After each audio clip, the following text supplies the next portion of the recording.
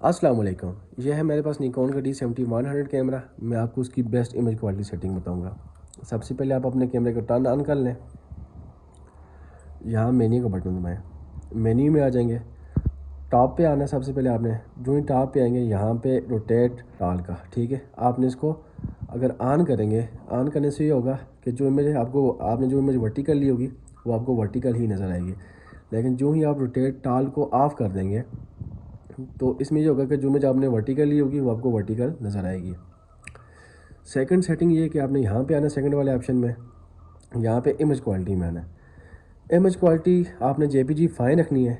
अगर आपने एडिटिंग ज़्यादा करनी है तो आप इसको NEF RAW plus JPG fine रखें। आपने सिर्फ RAW नहीं रखनी है, NEF RAW plus JPG fine ये रख देनी है, या फिर आप इसको जस्ट JPG फाइन रखते हैं।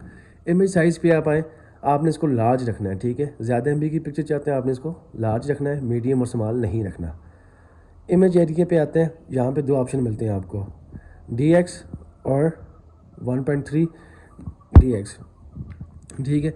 अब बेसिकली इससे मुराद क्या है, आप सिंपल अगर इसको DX पे रखेंगे तो जो भी आपकी फोकल लेंथ है उतनी ही इमेज आपको नज़र आएगी। 1.3x पे अगर आप आते हैं तो आपकी इमेज जो है ना ऑटोमेटिकली क्लिक होने के बाद आपको क्रॉप होके मिल जाएगी, ठीक है। फिर आपने मेन्यू का बटन दबाना है, यहाँ पे आपने आना है JPG वाइट बैलेंस पे। वाइट बैलेंस अगर आप बिगनर है आपने ऑटो रखना है, ठीक है। नहीं तो आप इसको केल्विन पे सेट कर सकते हैं। अगर आप बिगनर है तो मैं तो वक्त ही आपको ऑटो ही रिकमेंड करूँगा। सेट पिक्चर कंट्रोल, यहीं से आपकी जो इमेज है वो अच्छी या बुरी आती है मोस्ट ऑफ द टाइम्स।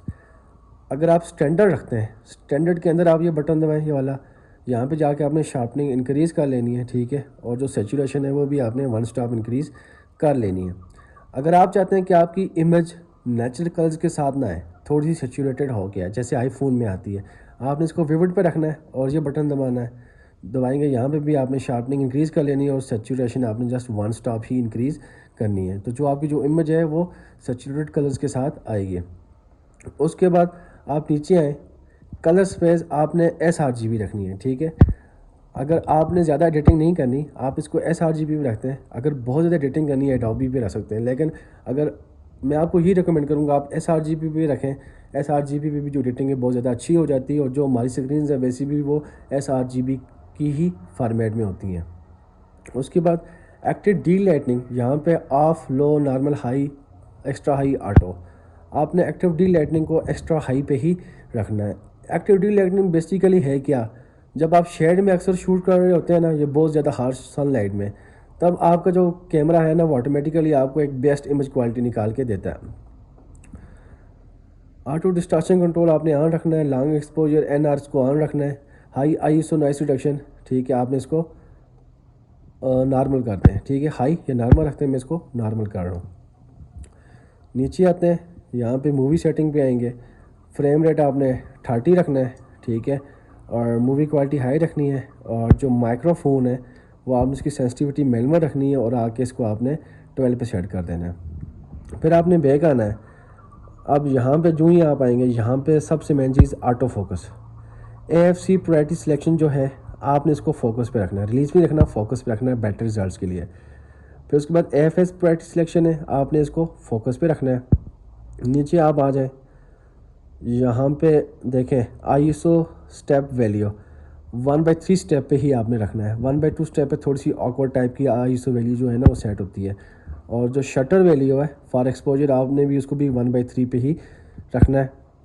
फिर नीचे आ जाए, जो ही आप यहाँ पे आएंगे, बीप, बीप का जो पिच है आपने इसको लो या हाई रख सकते हैं। हाई पे ज़्यादा अच्छी आवाज़ आएगी, लो पे थोड़ी कम आवाज़ आएगी। मैं इसको हाई सेट कर रहा हूँ और वॉल्यूम आप 3 to 1 अपने हिसाब से रख सकते हैं, इसको 3 रख रहा हूँ।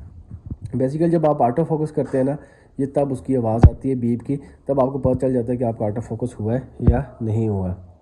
फिर आप बैक आ जाएँ, फिर उसके बाद आपने चौथे ऑप्शन पे आना है यहाँ पे, और जो मॉनिटर की ब्राइटनेस है आपने इसको 0 पे सेट करना है, ठीक है। मॉनिटर ब्राइटनेस आपने 0 पे रखनी है। इससे एक तो आपकी बैटरी भी कम यूज़ होगी और दूसरे नंबर पे ये है कि जब आप जो चीज़ इसकी स्क्रीन पे देखेंगे जैसी नज़र आएगी वैसे ही आपको कंप्यूटर की LCD पे नज़र आएगी। उसके बाद यहाँ पे इन्फो का बटन दबाना है। यहाँ पे सबसे पहले आपने क्या करना है, ये देखें एक्सपोजर का बटन नज़र आ रहा है, ये दबाना है। ये बटन दबा के ये देखें एक्सपोजर मेरा सेट हो रहा है। आपने इसको हमेशा 1.0 पे ही रखना है, ठीक है। उसके बाद ये आपको बटन नज़र आ रहा है, ये वाला, ठीक है। ये बटन आपने दबाना है, ठीक है। अब इससे क्या होगा, इससे ना आपके ऑटो फोकस पॉइंट चेंज होंगे। देखें वो नज़र आ रहा है आपको एलसीडी पे। अगर आप बिगनर हैं, मैं आपको रिकमेंड करूँगा आप AFA और ऑटो पे रखें। देखें अगर वही बटन दबा के रखता हूँ मैं, और यहाँ से अगर मैं चेंज करूँ, देखें AFS, AFC, AFA, आप AFA पे रखें। और उसके बाद देखें अगर ये बटन दबाता हूँ ना, यहाँ से मेरे फोकस पॉइंट्स चेंज होते हैं। देखें D51, D21, D9, लेकिन आप इसको ऑटो पे ही रखें। ये आपकी बेस्ट इमेज क्वालिटी सेटिंग है। आई होप सो आपको समझ आ गई होगी। अगर आपने कोई और क्वेरी करनी है आप मुझसे पूछ सकते हैं। Thank you for watching.